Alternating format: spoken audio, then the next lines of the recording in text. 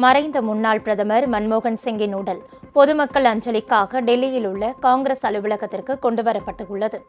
டெல்லியில் நேற்று முன்தினம் இரவு காலமான முன்னாள் பிரதமர் மன்மோகன் சிங்கின் உடல் அவருடைய இல்லத்தில் அரசியல் கட்சி தலைவர்களின் அஞ்சலிக்காக வைக்கப்பட்டிருந்தது.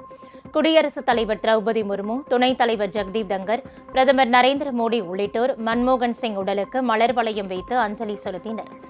இதைத் தொடர்ந்து பொதுமக்கள் அஞ்சலி செலுத்த வசதியாக மன்மோகன் சிங்கின் உடல் மலர்களால் அலங்கரிக்கப்பட்ட ராணுவ வாகனத்தில் டெல்லியில் உள்ள காங்கிரஸ் கட்சியின் தலைமை அலுவலகத்திற்கு கொண்டுவரப்பட்டது.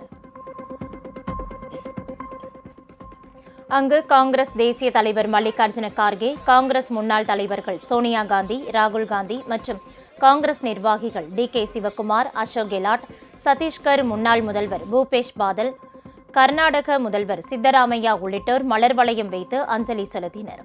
முக்கிய பிரமுகர்கள், அரசியல் கட்சிய தொழிலதிபர்கள் உள்ளிட்டோரும் மன்மோகன் சிங்கின் குடும்பத்தினரும் இறுதி அஞ்சலி செலுத்தினர்.